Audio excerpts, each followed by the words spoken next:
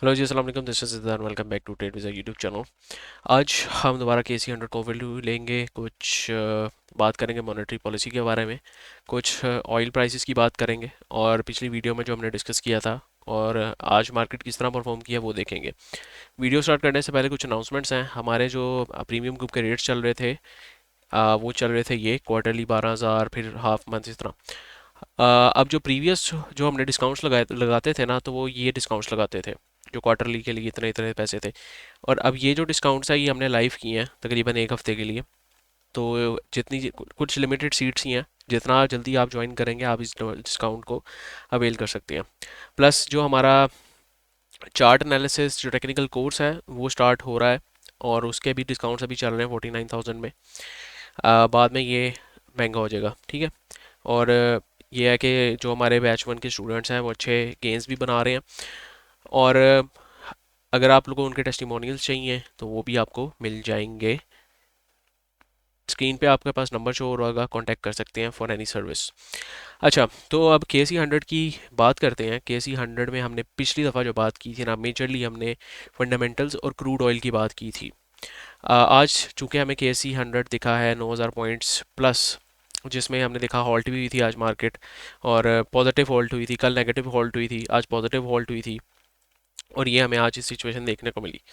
इसको मैं थोड़ा सा लिंक करूँगा कुछ अनाउंसमेंट से और US ऑयल से। US ऑयल में पिछली दफ़ा हमने बात की थी जब US ऑयल आई गेस के ये एक पीक लगा रहा था, और तब हमने कहा था अगर ये US ऑयल नीचे आके कंसोलिडेशन स्टार्ट कर देता है और एक लेवल में सस्टेन कर जाता है जो कि अबव होगा 80 के लेवल में, तो फिर आपके लिए पाकिस्तान के लिए एक ख़तरे की बात होगी। ठीक है, अगर वीकली चार्ट पे भी देखें तो ये अब उस लेवल को, जहाँ पे जो मैंने रेंज मार्क की हुई थी वहीं पे आया हुआ है फ़िलहाल। ठीक है। और उससे पहली वीडियो में जो हमने डिस्कस किया था वो 74 से 76 का लेवल डिस्कस किया था जब वॉर इनिशिएट हुई थी।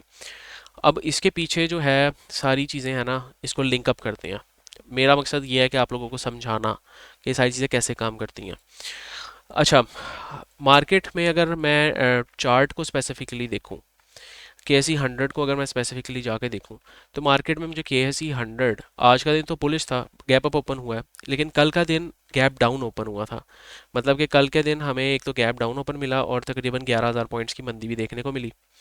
ठीक है, 11,015 पॉइंट्स की मंदी देखने को मिली। मार लोग कहते हैं मार्केट क्रैश हो गई, दिस एंड दैट, जो कि उस वक्त के हिसाब से कह भी सकते थे कि मार्केट इज़ क्रैशिंग। और उसका जो पीछे रीज़न था ना वो ये था कि आपकी मॉनेटरी पॉलिसी अनाउंस हो रही थी, जो कि होनी थी आपकी 9 को। ठीक है, और ये जो क्रैश हुआ था ये आई गेस हुआ था 10 को।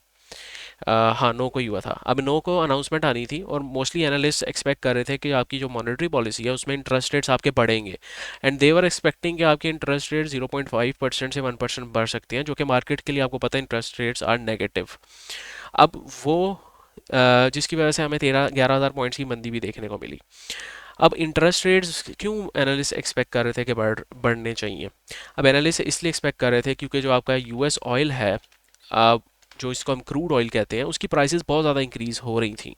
मतलब वो $120 पे चल चल चला गया था। और हमने भी देखा पाकिस्तान में भी फ्यूल की प्राइसेस 55 रुपये से इंक्रीज़ हुई। ठीक है, तो अब इसलिए जो एनालिस्ट थे वो एक्सपेक्ट कर रहे थे कि इसमें आपके पास जो है ना इंटरेस्ट रेट्स को इंक्रीज़ करना पड़ेगा इन्हें, स्टेट बैंक को, ताकि इन्फ्लेशन से कोप अप किया जा सके। तो अब सिनेरियो ये हुआ कि आज का दिन आज के दिन सॉरी कल के दिन मार्केट क्लोज होने के बाद मॉनेटरी पॉलिसी मीटिंग का जो डिसीजन आया वो ये था कि मॉनेटरी पॉलिसी को, जो आपके इंटरेस्ट रेट्स हैं वो उसको इंक्रीज़ नहीं किया जाएगा। उसको 10.5% पे ही रखा जाएगा, और इसको मेंटेन किया जाएगा इसी पॉलिसी रेट पे इसको मेंटेन किया जाएगा। तो जो कि एक मार्केट के लिए हमें पॉजिटिव साइन मिला, और आज हमने वही देखा। कल मार्केट जो नेगेटिव सेंटीमेंट के साथ क्लोज हुई थी 13,000 पॉइंट्स के साथ, आज वही गैप अप ओपन हुई है और आपके पास 9,000 पॉइंट्स ऐड कर दिए मार्केट ने। सो ये सिचुएशन हमें आजकल देखने को मिली। अब क्या ये SBP का डिसीजन ठीक था कि नहीं, मैं इस बात पे जितने भी SBP के जो होते हैं एनालिस्ट होते हैं या फिर जो डिसीजन मेकर्स होते हैं, मैं उनको सैल्यूट पेश करता हूँ। क्यों? क्योंकि उन्होंने बहुत अच्छा डिसीजन किया। जाहिर सी बात है अगर इंटरेस्ट रेट्स को कम कर देते तो मसला होता, ठीक है, मार्केट के लिए थोड़े टाइम के लिए पॉजिटिव होता, लेकिन ये आपकी जो बुलिश फेज थी ख़त्म हो जानी थी, ठीक है, चाहे मार्केट थोड़ा सा रिकवर कर जाती लेकिन बुलिश फेज थी ये ख़त्म हो जानी थी। अब लेट्स से कि ये बढ़ा देते तो मार्केट के लिए वैसे ही नेगेटिव सेंटीमेंट था, मार्केट तो कल ही आपके पास 13,000 पॉइंट्स इसकी न्यूज़ की वजह से कि खदशात हैं बढ़ जाएगा, वो वैसे ही 13,000 पॉइंट्स उसने नेगेटिव दे दिया। अब इन्होंने मेंटेन किया, अब मेंटेन करने की बात हमें तो समझ में आती है कि इन्होंने मेंटेन किया, ठीक है भाई मेंटेन कर दिया, लेकिन इसके पीछे रीज़न क्या है? इसके पीछे रीज़न जनाब ये है कि आपका जो यूएस ऑयल है, आपका यूएस ऑयल जब भी स्पाइक करता है ना, जब भी स्पाइक करता है तो उसमें इतने बड़े स्पाइक में अक्सर देखा जाता है कि रिजेक्शंस देखने को मिलती है, ठीक है। अब जाहिर सी बात है अगर इसने एक ही दिन में $120 स्पाइक कर दिया, वो जाहिर सी बात है वो उस लेवल पे अभी सस्टेन नहीं कर सकता, उसको नीचे आना पड़ेगा, जो कि मैंने भी मार्क करके रखा हुआ था कि अगर यहाँ पे आके नीचे आके सस्टेन करना स्टार्ट हो जाए $85 पे, तो आपके इंटरेस्ट रेट्स जो है ना इंक्रीज़ हो सकते हैं और फिर आपकी इन्फ्लेशन इंक्रीज़ हो सकती है। चूँकि ये चीज़ अभी स्टेट बैंक ऑफ पाकिस्तान को भी क्लियर थी कि ये ज़्यादा सस्टेनेबल मूव नहीं है, और उन्होंने उस बेस पर डिसीजन किया कि भाई हम इंटरेस्ट रेट्स को कंस्टेंट रखना चाहिए। आगे अगर जो इसकी प्राइसेस हैं कहीं ऊपर ट्रेड होना स्टार्ट हो जाती हैं 80 80 90 100 डॉलर से, तो फिर बाद में वो नेक्स्ट डिसीजन में देखा जाएगा कि अभी हमें इंटरेस्ट रेट्स बढ़ाने चाहिए कि नहीं बढ़ाने चाहिए। तो इस ये डिसीजन बहुत अच्छा डिसीजन था, मैं कहता हूँ कि आपके मार्केट्स को सस्टेन रखने के लिए और आपकी इकोनॉमी को भी सस्टेन रखने के लिए। अब यूएस ऑयल में हमें क्या देखना है? यूएस ऑयल में अगर हमने देखना है कि अगर आपका यूएस ऑयल 83 से 90 के रीजन में ट्रेड होना स्टार्ट हो जाता है, ठीक है, तो हमें नोट करना है आपके जो बिल्स हैं, आपके इंपोर्ट बिल्स हैं उसको नोट करना है। अगर तो वो ड्रास्टिकली बहुत ज़्यादा इंक्रीज़ होना स्टार्ट हो जाते हैं, आपके करंट अकाउंट डेफिसिट में आना स्टार्ट हो जाता है, तो फिर ये आपके मुल्क की इकोनॉमी के लिए ख़तरे वाली बात होगी, ठीक है। अभी फ़िलहाल ऐसा कोई सिचुएशन नहीं है, और अभी फ़िलहाल देखते हैं कि ये ऑयल किस तरह परफॉर्म करता है। ऑयल की अगर मूव की बात की जाए तो इसने ऑलरेडी अब जो अपना 2022 का हाई था, एक ही दिन में उसने 2022 के हाई को टेस्ट कर लिया, जो कि बात समझ में भी आती है कि भाई इतना जो है ना जो आपके स्टेट ऑफ हॉर्मोज को बंद किया हुआ है और इतनी जो सारी चीज़ें हैं, ये आपके पास समझ में भी आती थी बात, ठीक है। और इसने ये सारे हाई की लिक्विडिटी भी ले लिया। अब हम क्या एक्सपेक्ट कर रहे हैं? मुझे नहीं लगता कि 125 को जाके टेस्ट करेगा दोबारा और यहाँ से ऊपर दोबारा स्पाइक करेगा, अब ये मतलब नहीं लगता, अनटिल और अनलेस कोई जियो पॉलिटिकल टेंशन मज़ीद ही कोई ना अलग स्केल पे पहुंच जाए। तो ये सारी चीज़ें हैं कि आप लोगों को ये अपने नोट्स में रखनी हैं। अगर तो एक लेवल बताता हूँ, अगर तो ऑयल उससे नीचे आ जाता है पाकिस्तान खतरे की घंटी से बाहर आ जाएगा। अगर तो ऑयल आपके पास $75 से नीचे आ जाता है दोबारा, तो पाकिस्तान को कोई मसला नहीं होगा, बिल्कुल आपकी इकोनॉमी बिल्कुल ठीक चलेगी। $75 एक ऐसा लेवल है कि टेक्निकली भी इसे नीचे आ जाए तो फिर गोल्ड दोबारा आपको 50 के रीजन में जाता हुआ दिखेगा। सॉरी, गोल्ड कह रहा हूँ, यूएस ऑयल, ठीक है। ये तो होगी बात कि सारी इकोनॉमिकली क्या चीज़ें चल रही हैं। अब मैं बात करता हूँ KC 100 के इंडेक्स पे। अब ये सारी चीज़ें ना, अब जो मुझे सारी चीज़ें पता थी, मैंने अपने प्रीमियम ग्रुप में कोई नहीं कहा कि यार सारा माल बेच दो, मैंने उनको कहा भाई सब्र करो। सब्र करने से ये होगा कि आपको चीज़ें क्लियर होंगी, ठीक है। स्टेट बैंक ऑफ पाकिस्तान ने भी क्यों तेज़ी नहीं की? मतलब उस अगर ये इंटरेस्ट रेट बढ़ा देते तो मार्केट के लिए नेगेटिव हो जाता, क्योंकि वो नहीं चाहते थे कि भाई ये मार्केट हमारी इतनी सस्टेनेबल पोजीशन पे भी आई है, इतनी इकोनॉमी बेहतर हो रही है, तो अचानक फिर इकोनॉमी को दोबारा बस साइकिल में डाला जाए। तो ये चीज़ें हैं, ये सस्टेन जो है करने के लिए ही आप लोगों के लिए ये स्टेट बैंक ऑफ पाकिस्तान ने डिसीजन लिया। अब हम क्या देखते हैं इसको, हम इस तरह इसको देखते हैं कि अब मज़ीद आगे क्या हमें दिखता है पोटेंशियल इसमें। अच्छा, सो मज़ीद पोटेंशियल की जनाब हम बात करते हैं KC 100 में लास्ट वीडियो में मैंने बात किया था कि गैप्स को देखें कि जो गैप अप ओपनिंग दे रहे हैं, जो जो ये गैप डाउन ओपन मिली मिली थी आपको, और KC 100 के जो भी स्टॉक्स थे उन्होंने भी गैप डाउन ओपन दी थी, उनमें वेट करें उन स्टॉक्स का जो अपने गैप्स को फिल करें और उनके रेजिस्टेंस को तोड़ दें, तो आप उनमें दोबारा एंट्री ले सकते हैं, ठीक है। अब हम देखते हैं इस पॉइंट पे कि हमारे पास एक एक तरह से गैप अप दोबारा एक क्रिएट हो गया। अब KC 100 में अगर हम देखें ना, तो हमें बुलिश साइन मिला हुआ है कि ये यहाँ से बुलिश जा सकता है। ओवरऑल अगर वीकली टाइम फ्रेम पे भी देखें तो वीकली टाइम फ्रेम पे आपके पास जनाब ये जो अभी चल रहा है, अब ये जो है ये ये आपके पास चल रहा है तकरीबन तकरीबन आप फिबोनाची का 50% रिट्रेसमेंट जोन लगाएं तो ये आपके पास यहाँ पे मार्केट अभी आई हुई है। अब हम यहाँ से क्या एक्सपेक्ट कर सकते हैं कि मार्केट मिनिमम रिट्रेसमेंट कहाँ तक ले सकती है। मार्केट जो मिनिमम रिट्रेसमेंट ले सकती है वो आपके इस लेवल तक ले सकती है। अगर तो मैं कहता हूँ कि भाई बहुत ही ज़्यादा कोई बुरे हालात आने वाले हैं या फिर बहुत ही ज़्यादा कोई आपके पास कोई इस तरह की अल्लाह ना करे कि कोई मार्केट के लिए नेगेटिव न्यूज़ आने वाली है, तो फिर भी मार्केट को कम से कम अभी यहाँ से कम 9 से 10 हज़ार से 11 हज़ार पॉइंट्स की तेज़ी दिखानी चाहिए। ठीक है, अगर तो बहुत ही कोई बुरे हालात भी आने वाले हैं। एल्स अगर अच्छे हालात आगे कोई भी मॉनेटरी पॉलिसी आपके पास इंटरेस्ट रेट कम हो जाते हैं, जियो पोलिटिकल टेंशन खत्म हो जाती हैं, आपके पास ये ऑयल के मसले खत्म हो जाते हैं, ऑयल की प्राइसेस सस्टेन कर जाती हैं एक लेवल पे, तो फिर ये आपकी ये जो है दोबारा मार्केट्स मज़ीद इससे भी रैली कर सकती हैं। अभी भी मिनिमम जो है 162 से 169 तक की गुंजाइश मौजूद है मार्केट में और ये यहाँ तक दोबारा आ सकती है। एंड इवन इफ़ आई से कि 176 तक भी जा सकती है, तो मैं ये गलत नहीं कहूँगा एक्सटेंडेड।